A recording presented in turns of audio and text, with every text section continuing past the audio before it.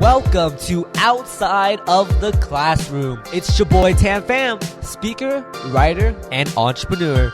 Each week, we bring together inspiring guests to help you learn useful shit, prepare you for success, and do work you love. Thanks for spending time with me today, and without further ado, let's dive on in. Welcome to the Outside of the Classroom podcast. Today's guest is Ryan Porter, and for the past 8 years, he has dedicated his life to helping young people answer the question, what do you want to do with your life? He is also the founder of Raise Your Flag, a company that helps young people who aren't going to college launch an awesome career by exposing them to different opportunities and connecting them to employers. And on top of all of this, I just wanted to add that Ryan is one of the most generous human beings I have ever met. Like many months ago, when I personally was getting into the speaking business, I found his website and sent a cold email asking for advice. We jumped on a phone call the next day, and Ryan gave me so much encouragement and wisdom. And I also resonated with his book, Make Your Own Lunch, which helped me tremendously during my transition period of life. So we kept in touch for many months, and when I went to Canada a few weeks ago, Ryan took me out for lunch, insisted on paying for my meal, and we stayed at a place longer than we had planned. And I just want to say, Ryan, you are so awesome. And I know this was a very long intro, but I would like to officially welcome you to the show. Thank you, man. It's such a pleasure to be on the show. I'm so happy to talk to you. So I would love for you to just take us back to the beginning on how you got into your career of helping young people answer the question. Like, was this always a master plan you had, or how did you come about this career? No, this was never the master plan. My first plan was to be an NBA basketball player. I thought I definitely thought I was destined to be a professional basketball player, which didn't work out.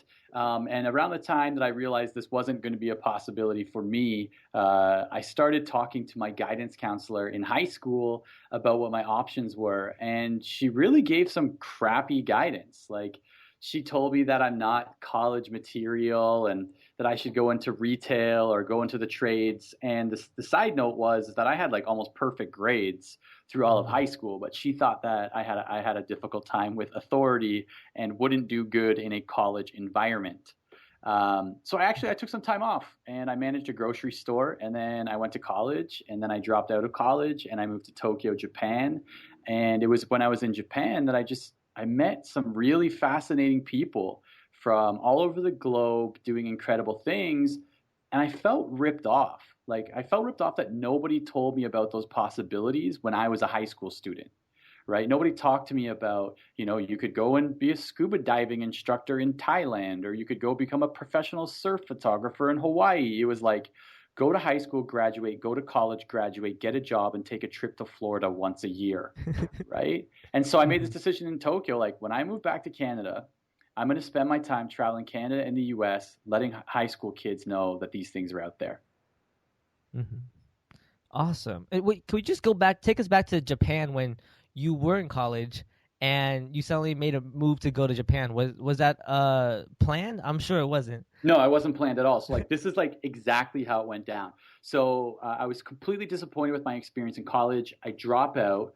It's not like I dropped out to go to Japan. It's like I just dropped out. Like, nah, I'm out of here. And so I moved to a buddy's house who was going to a college in a town a couple of hours away from my hometown of Toronto. And I went and lived in his basement for a few months and spent all of my student loans and savings on like pizza and rent and ramen noodles.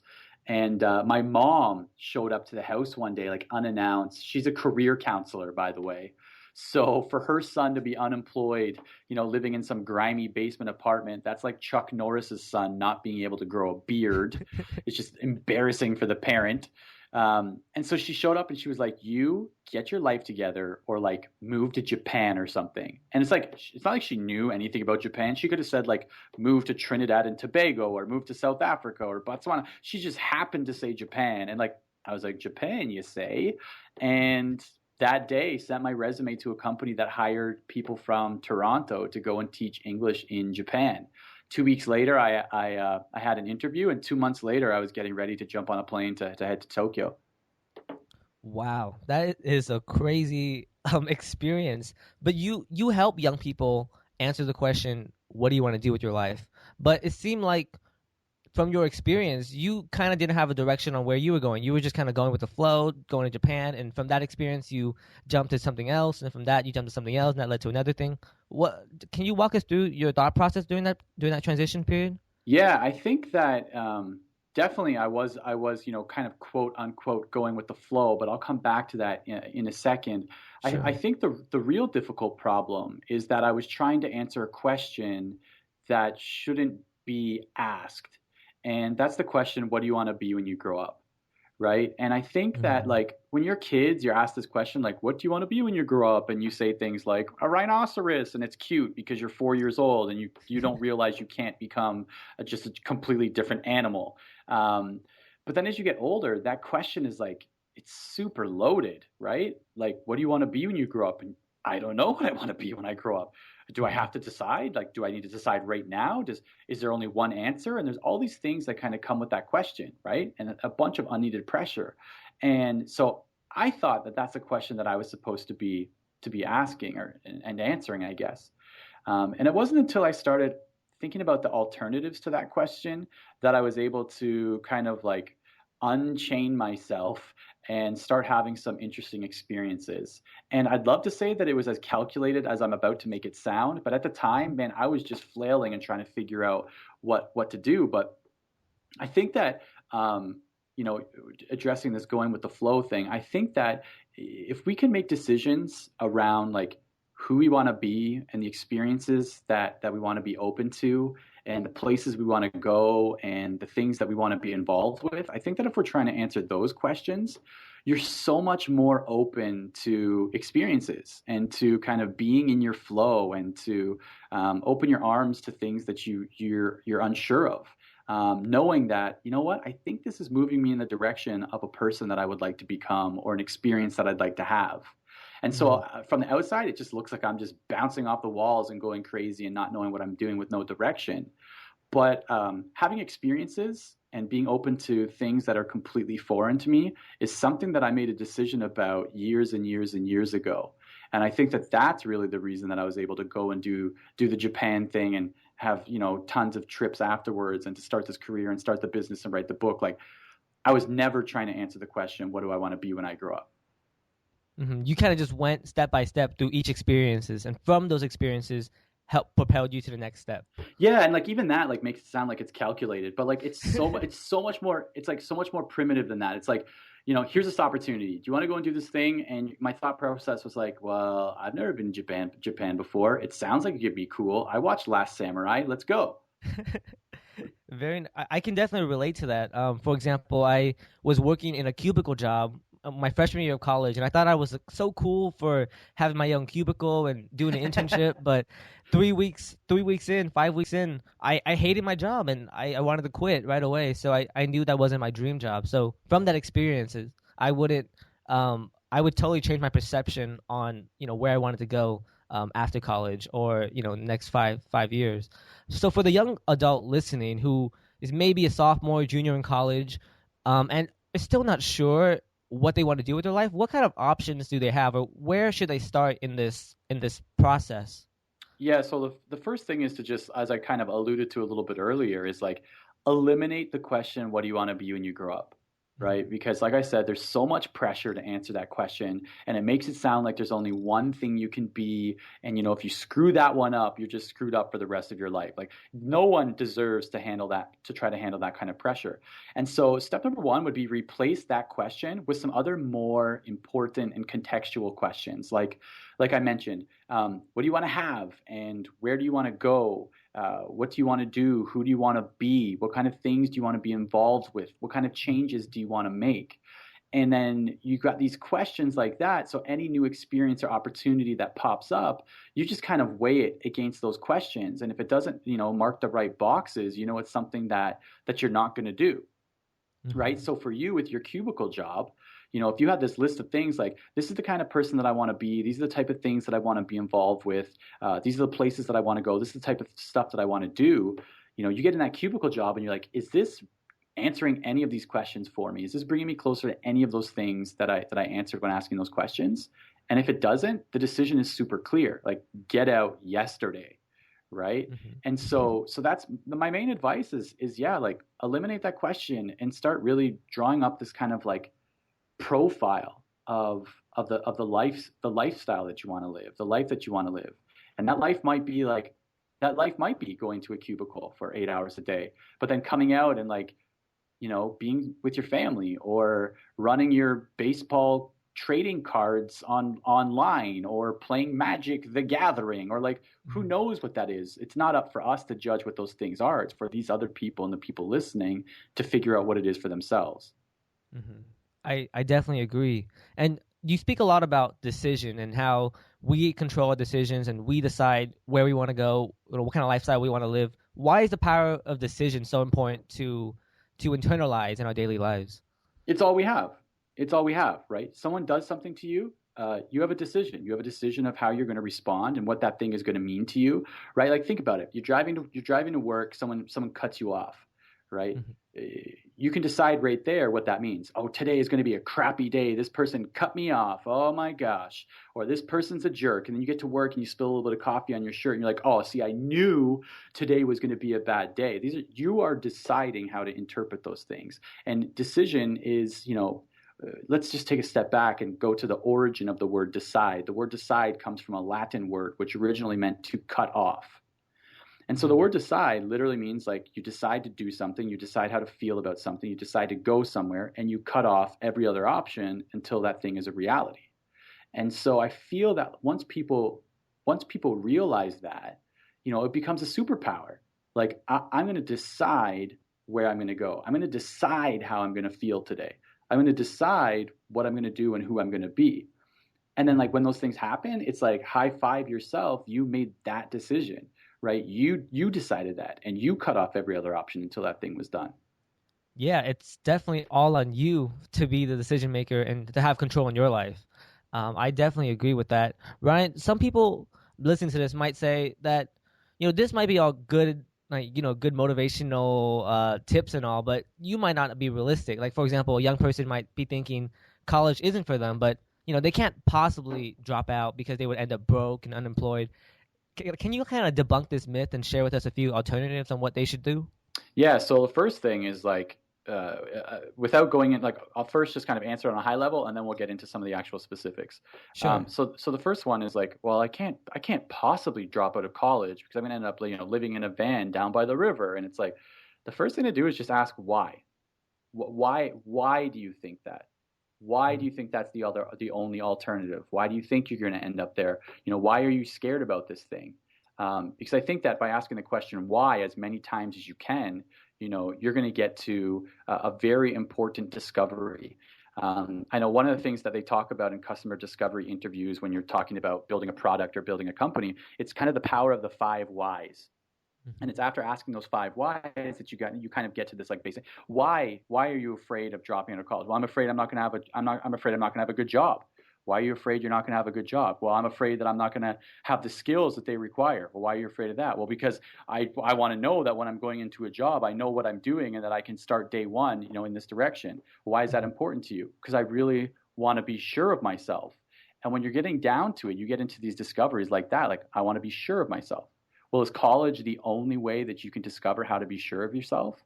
Or can you find out how to do that through other avenues, whether it's volunteering or internships or, becoming a big brother or working a job that you've never considered before?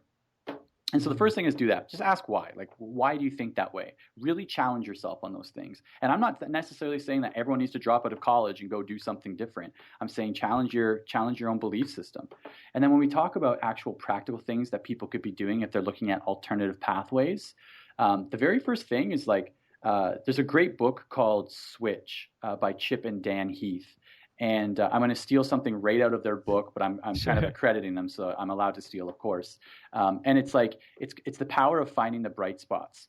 And so what I mean by that is like if you're thinking about doing something, go out and find people who have done something similar or who are doing that thing, right? So that you can start to like model your own decisions or your own pathway or your own career path off of that, right? So if you're like, I'm going to drop out of school and I'm going to become a fashion designer, right? Mhm. It's one thing to say that, but it's a whole other thing to go out there and find people who are living that life and who have made the decisions that have brought them there. Because now you're starting to get this like little bit of a blueprint for how you could possibly go off and do the same thing or bring yourself closer. Or now you have somebody that you could tap into when it comes time to ask some of those really difficult questions. So find the bright spots and then lay out the plan. Um, at least at the next few steps, which is important. Like it's not just I'm just going to drop out. That's what I'm going to do. Is I'm going to drop out, and what's step number one in that next avenue or path, and then start with that thing. Don't worry about listing all of the things. Just start with the next couple of steps. Yeah, I love it. Josh Shipp actually gave me that advice, which is why I reached out to you and I reached out to a lot of different speakers. And that advice really helped because look at where we are now. We've met, we keep in touch, and now I'm interviewing you on the podcast. So everything comes full circle. That's it. Awesome. So, given all these different alternatives, like for example, you can travel, do internships, like you said, volunteer, start your own business. I guess what is the biggest barrier that is holding young people back from taking this leap? Is it peer pressure, fear? Like, what are your thoughts? I think that it falls in like one of two categories. One is a very real fear with possible consequences, and then this other one that people are kind of making up, this peer pressure, kind of the pressures from society and kind of fitting in. And so one of them are very real, right? So for me to get in front of an audience in a low income neighborhood to be like, you guys, everyone just needs to travel to Japan and find yourselves. They'll be like, who are you? Get off stage. Like this doesn't make any sense, right? And so there are very real obstacles in some cases, right? Like you want to go to college, you don't have any money, you don't have the grades.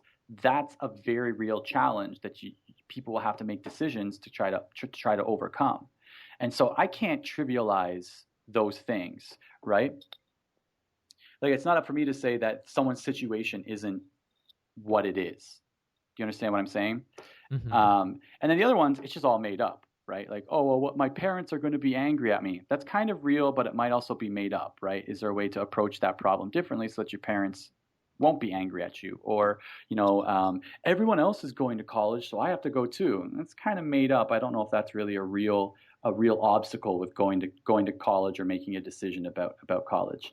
So basically, like figure out is this a real problem, real obstacle, or is this kind of in your head? If it's real, then figure out who's out there to help you to support you in those things, right? Mm-hmm. Is it a money issue? Figure out how you can get that money. Figure out what kind of jobs you can work.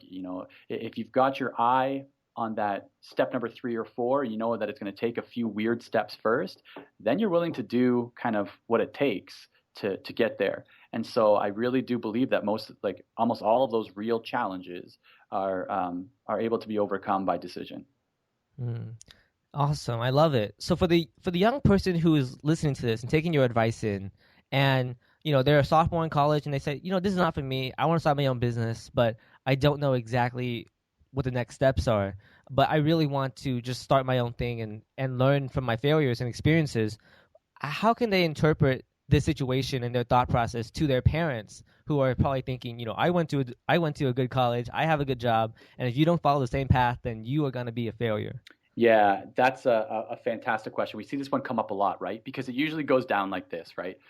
Kid goes to parents like, hey, I'm dropping out of college. I'm going to be a rock star. There's nothing you can do about it. And it's like, right there, those are like fighting words. Like mom's going to put on her boxing gloves, grab the spatula, and she's ready to go at you, right? She's ready. She's ready, right? And so I think that there's a very specific kind of formula for breaking that kind of news to parents, right? It's you tell them kind of what you want to do. First, you tell them what you want to do and why you want to do it. The why is very important, right? Mm-hmm. If you're going to say, I'm going to drop out of college, right? That's the what, but you're not really telling them why you're making that decision. So you tell them what and you tell them why. Next, you tell them your plan, right? You tell them what you're going to be doing instead of that thing that they believe you should be doing. Then next, you show them the bright spots that you've found as you've been doing your research in that thing, right? And then next, you ask them for support. So you say, hey, mom and dad, I'm dropping out of college because I really feel that it's something that isn't right for me at this point in my life. I'd really like to become a fashion designer. And here's my plan. I'm going to take these online courses, and I've already got this volunteer opportunity with this tailor in our neighborhood to teach me about pattern cutting and design and putting designs together. And here's some people who have done this, and I think I can be just as good as them. Look, I'd really like your support in this. It would just make it so much easier. I know it's not what you had planned for me, but this is very important, and it's going to be really difficult to do without your support. And lay it out to them like that, and see. Parents, for the most part, the reason that they're like that, if you ask them their 5 whys, which I may or may not encourage you to do, um, it might be simply because they just want you to have a quote unquote better life than they had growing up. They don't want you to be heartbroken. They don't want you to be unemployed, right? And so your goal with these types of conversations is kind of disarming their whys through the dialogue. Yeah, I love that approach. That's really really cool. I would love to just ask you one more question to be the devil's advocate. What if the parents would say, if you Billy, if you drop out of college and do this fashion designer gig, you won't make enough money, or as a like you won't make as much money as someone who did graduate and went through the steps. Yeah, so there's a few ways to approach this, right? Because the number one thing here is try not to just get in like some kind of argument, fighting situation. You want to be level-headed about this, and so when you're going in that kind of conversation, it might be good to have some of that kind of information backed up, right? And so it may be that they just don't know what they're talking about. That may be the case, or it may be the case that they're actually right? Maybe that thing that you want to do is going to make less money than the software engineer or the lawyer or doctor that they wanted you to go to school and become. Um, it's up to you to kind of make the argument that that's okay, right? And I believe that we've got a lot of examples of how that's okay surrounding us in day-to-day life, right? Like there's over 100 million working Americans with less than a bachelor's degree. And Yeah. so, is that your parents saying that those 100 million people are not happy, successful, contributing members to society? I don't think that's what they're trying to say. And so, like I said, it's about kind of like disarming their belief about that, and also letting them know that maybe you're okay with making less than $160,000 a year. That's a Like, lot of money. well, unless you're in San Francisco, where that's the price of an apartment per month. But but no, really, it's up to you to kind of let them know that you're okay with that. Like that's fine. I'm okay with making less than $100,000 a year. I'm okay with working 9 to 5. I'm okay with the things that are going to come with this decision that I'm making right now. And if you let them know kind of like your roadmap for happiness, it really helps disarm any of the concerns they have about you being happy. Because at the end of the day, that's really what they want, right? Like Hmm. they don't want you to make a bunch of money, because you're going to buy them awesome Christmas presents, right? They want you to be happy, and if you can kind of make the case for your happiness with the career path that you're choosing and putting together, I think that speaks volumes and disarms their kind of concerns about that. Most definitely. I feel like the audience can learn so much from just this conversation alone. So what I hear you saying is you got to ask yourself the bigger questions in life, like what's your like not what's your passion, but where do you want to be and what kind of lifestyle do you want to live. I hear you talking about finding mentors, or not mentors, but someone who's been there before, who's taken 5, 10, 20 steps ahead of you, and asking them for their advice. And you had a very systematic approach to telling your parents like your plan and your news. Is there any more advice that you would want to give to someone who wants to take this leap of faith and pursue their dreams, essentially? Yeah. So, and you kind of touched on both of them, and then like canceled them out. So I don't know if that was like subliminal or what, but so the Oh, what first, did I cancel so out? you talked about passion, and you talked about mentors. So I'll talk to both of those things. So the first thing is like, do not do this alone, right? Do Mm-hmm. not do not try to do this alone. It's lonely. It's difficult. Surround yourself with people who can support. Cut off friends that are and I know I'm saying this like so black and white. I know it's so much more difficult than this and so much more nuanced than this, but like the quicker you can do this, the quicker, the better it becomes. It's like cut off those people who are, being those negative influences, the people who are dragging you down, the people who don't believe that this is something you can do, the people that don't believe that this is realistic for you, and surround yourself with people who've done that. Surround Mm-hmm. yourself with people who have climbed from the bottom, who have made it out, the people who have, done great things in your neighborhood and in your communities and in your schools and in your family. Like find those people, and they might not be on the same path as you, but those are the people that have done it. They're living their plan A, and they'll support you in yours. Mm-hmm. So that's the first thing. And the second thing, go ahead. Second one is mentors, right? No, that first one, that's why I'm kind of talking about mentors there, is surround yourself with the Oh, people okay. who will help you. And, a mentor might be someone who's in the same business that you're trying to get into, but a mentor might just be someone who's really good at making like decisions that are true to themselves, right? And really good at keeping themselves accountable. Like, talk to those people about your plan. And anytime you're running into some kind of obstacle, bring it to them. I do things like I've got a good buddy of mine who we both kind of it might kind of challenge the traditional definition of mentor, but we're both kind of mentors to each other in terms of business. And we meet on a weekly basis and just keep each other accountable for the things that we're doing and making sure that we're sailing in the right direction. And then I have other mentors who are years ahead of me in business that I go to with very specific problems. Oh, we're raising money for our technology company, and I want to know if these are good terms. Or we're hiring a lead technical person. Do you know anybody, or how did you hire your person? We've got to fire somebody. How did you fire somebody? And so it's just kind of having like a spectrum of mentors to go to. That's kind of what I was getting at. I Uh, love it. and then the other thing that you talked about was how can I Passion, yeah, but how can I right? give advice to people for following their passion or whatever? And I think that like it's some of like the crappiest advice we give to young people, and I was even guilty of this years and years ago until I started really challenging why I was giving this kind of generic crappy advice. And it's like we tell young people and people in general all the time, like, just follow your passion. And like that question itself, or that advice itself, it comes with so many implications, right? Like that assumes that you know what your passion is, right? And I kind of came to this conclusion that passion is never found like a crumpled up $10 bill in your winter coat pocket from last year, right? Passion is this thing that is like it's curated, and it's constructed, and it's failed, and it's discovered through work and volunteering and heartbreak and excitement and wins and challenges and obstacles and all of these different things. Like that's where passion comes from. Passion just isn't this one day you're walking down the street and you're like, oh, what do you know? My passion. Right. And that's the way we talk about it. And we talk about it like it's that easy. Like, hey, you want to hear some career advice? Find your passion. You can do anything you want. Boom, I'm done. Pay me my $10,000. Right. So it's like, let's be really, honest about what passion is and how we get there. And I challenge people to like have experiences, work, and have like really crappy experiences, because that helps shape Oh our yes, passion and what we love crappy and what we hate and jobs. what we want to do. That's it. That's it. Like, don't be afraid of those things. Like, go and have those experiences, because sometimes it's in those crappy situations that we come to the realization of what we really want to be doing in the direction we really want to be heading. I that is so true. I can't. I'm speechless. You just hit the hammer right on the nail. So excellent explanation. Thank you. I would love to wrap this up with two final questions. I would want to ask Sure. you, what's your most recommended book that you would or that you would share to any young person going through this transition period in their life?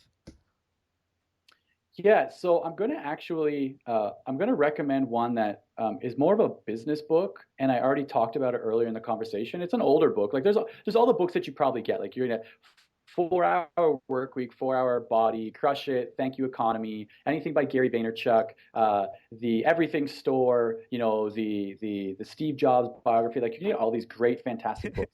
But there's this book that kind of like changed the way that I think about framing problems and questions. And it's the book that I talked about earlier, called Switch by Chip and Dan Heath.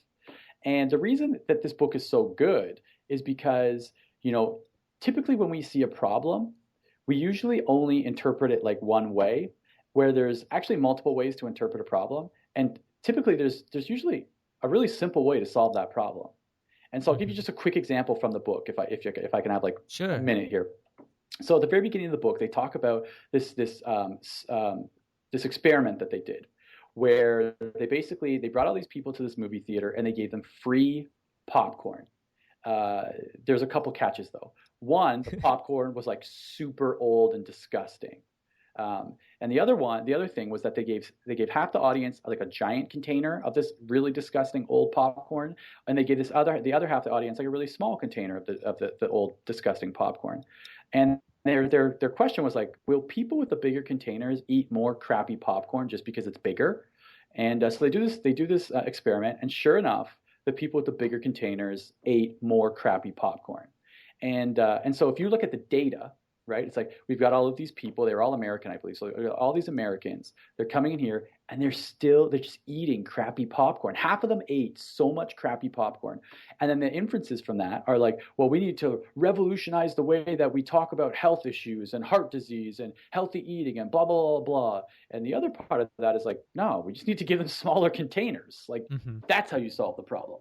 And that book really changed the way that I frame problems for myself, right? Like you have this problem sometimes that comes up and you'll be like, this is an existential crisis for my life. And this is what it means. Where really, if you kind of look at it from the other angle, it might just be a little bit more simpler than that and something that's easier to answer and kind of navigate around, if that makes sense. I love it. I have to read that myself. I read the other book that Dan and Chip wrote was Made to Stick, and you recommended that to me, actually. Great one. Another great book, especially if you're going into business or marketing or any type of communication. And both of these books will be listed in the show notes, everyone. And I would love to ask you one final question, Ryan. What is one parting piece of guidance you want to leave with all the listeners today? Yes. So the one thing that I would like to leave is make your own lunch, which sounds corny. Your own lunch. And like, I know I wrote a book about that, and I present that to young people all over the planet. But really, it's like, look, you're in charge of things. You're in charge of your life. You're the one who's making these decisions. If there's things that you're unhappy with, you completely have the power to change those things. And I mean that in like every sense of that statement. Like you are in control and you're the one who can decide to change things. And if young people can realize that earlier in their lives, I really do believe that some of these questions that we're facing become a little bit less daunting and actually start leaning towards exciting if you've made decisions around that, because you know how you're going to respond if you get to something, right? Like, if you've decided that you're going to have excitement and your mom comes to you and says, hey, why don't you move to Japan? You're like, yeah, I'm going, because I made that decision to have excitement and adventure. And so I think that if you can just make decisions around what you're going to do, how you're going to do it, and really, really take the power back, I think that there's just so much fun and excitement to be had. You are in power. Yes. Your mic was a little bit staticky for a second, but you got back into it. Okay, good to know. But awesome. So you have the power to decide what you want to do, and make your own lunch is one of the like most recommended book I would give to any young person. Ryan, thank you so much. Where can we all find you? So I'm on Twitter at lunch_buddy, ryanspeaks.com, and my face is also on a book in your local bookstore. All right. Awesome. Ryan, I just want to say thank you so much. I'm sure the listeners love and appreciate everything that you said. Thank you, Ryan. I appreciate it. Thank you. And there you have it. Thanks for joining me today on the Outside of the Classroom podcast. Make sure to go back to the show notes at outsideoftheclassroom.com/Ryan to see all of the resources and notes we talked about today. And this was such an amazing conversation. I really hope this was helpful to you guys. And I really hope is that you use what you've learned today and you actually take action. So for those who don't think college is for them, I hope you make an action plan and get yourself situated. Or for those who are struggling to find clarity and direction in your life, I hope this gives you that jump, that leap, that push you need to move forward in that direction. And you don't have to know the whole staircase. You can just know the next step 1, step 2, step 3. Find a mentor to reach out to, and just do it. Make the decision to control your life and really internalize what you've learned today and put it into action. So again, all the resources can be found at www